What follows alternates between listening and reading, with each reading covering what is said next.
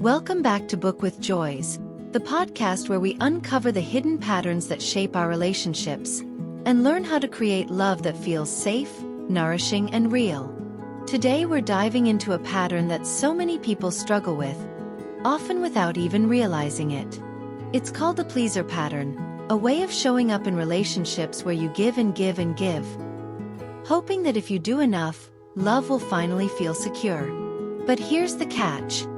Overgiving doesn't bring security. It brings exhaustion. And the good news is, there's another way. You can shift from overgiver to secure. And when you do, your relationships change from draining to deeply fulfilling. This episode is going to be rich, detailed, and practical. We'll explore where the pleaser pattern comes from, the hidden costs it creates, and, most importantly, how to rewrite it. By the end, you'll have a roadmap to move toward secure love. So grab your tea, take a deep breath, and let's begin. Part 1. The pleaser pattern uncovered. Let's start by defining what we mean by the pleaser pattern. The pleaser pattern is when you consistently put other people's needs above your own in order to feel loved, safe, or accepted. On the outside, it looks generous, selfless, even admirable. You might be known as the reliable one, the helper, or the fixer. But underneath, there's often anxiety. A fear that if you stop giving, people will leave. Examples: saying yes to plans even when you're exhausted. Agreeing with someone just to avoid conflict. Doing favors you don't actually want to do. Smiling and saying, "It's fine," while feeling hurt inside. The core belief is this: if I keep others happy, I'll finally be safe and loved. But this belief comes at a cost. Reflection prompt for listeners. Think about a recent moment when you said yes but didn't mean it. What did that cost you in energy, time, or self-respect? Part 2. Where the pleaser pattern comes from. Patterns don't come from nowhere. Most pleasers learned early on that love was conditional. Childhood roots. Maybe you grew up in a home where anger was scary, so you kept the peace. Or maybe affection only came when you were good, quiet, or helpful.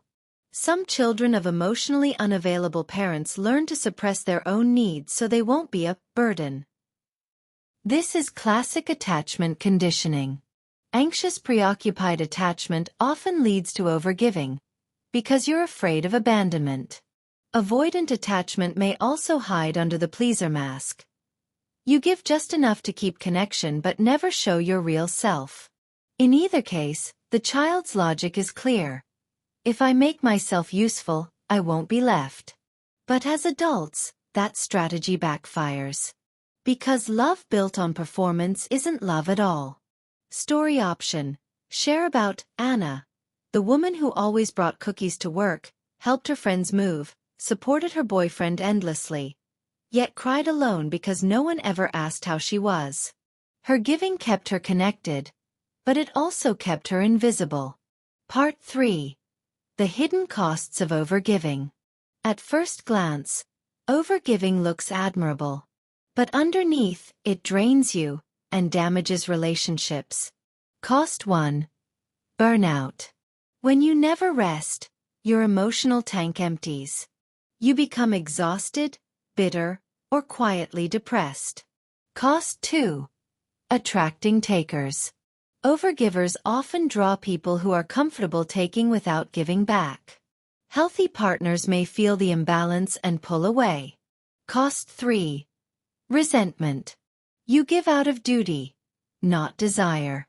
Over time, resentment builds, and ironically, you may explode or withdraw from the very people you wanted to keep close. Cost 4.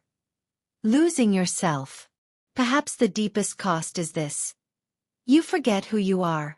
Your dreams, preferences, and desires get buried under other people's needs. Reflection prompt.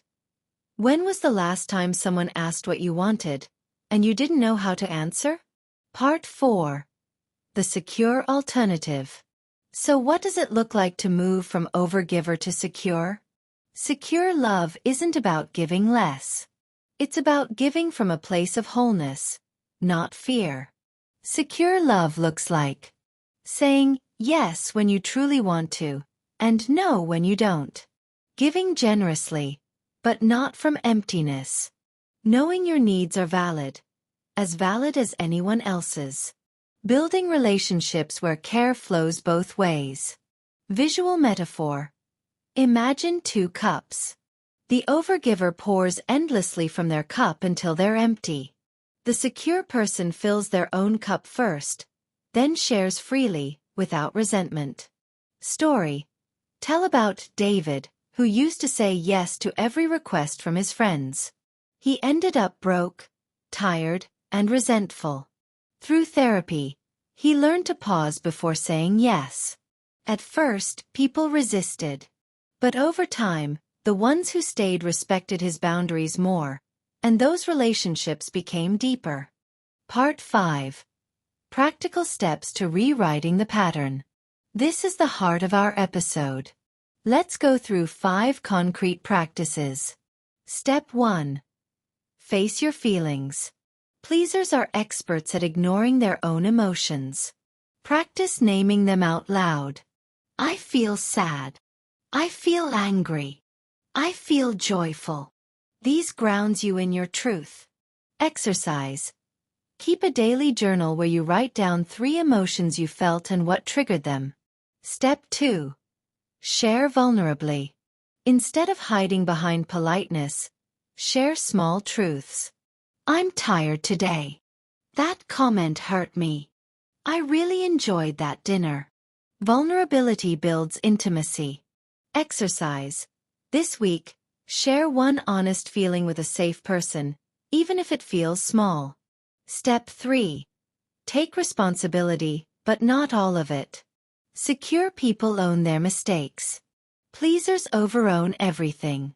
Shift to balanced responsibility. Yes, I interrupted you. I'll work on that. Versus, I'm sorry for everything, it's all my fault. Exercise. Next time conflict arises, name one clear piece you own, and stop there.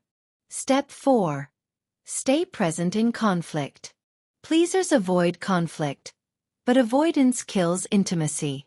Learn to pause, breathe, and stay engaged. Try saying, I feel overwhelmed. Can we take a break and come back? Instead of disappearing or exploding. Exercise. During your next disagreement, focus on listening fully before responding. Step 5. Seek therapy or coaching. Breaking the pleaser pattern can feel terrifying alone. Therapy gives you tools, accountability, and a safe place to practice new behaviors. Reflection. What support could you reach out for this month? A therapist, coach, or trusted friend? Part 6. The transition, what it feels like. The shift from pleaser to secure is messy. At first, you'll feel guilty for saying no. You may lose some relationships with people who only valued you for your overgiving. But you'll also gain something far more important. Relationships that are mutual, nourishing, and real. Story. Share about someone who lost a few shallow friendships but gained one secure, deeply fulfilling partnership after breaking the pleaser cycle. Part 7. A guided reflection.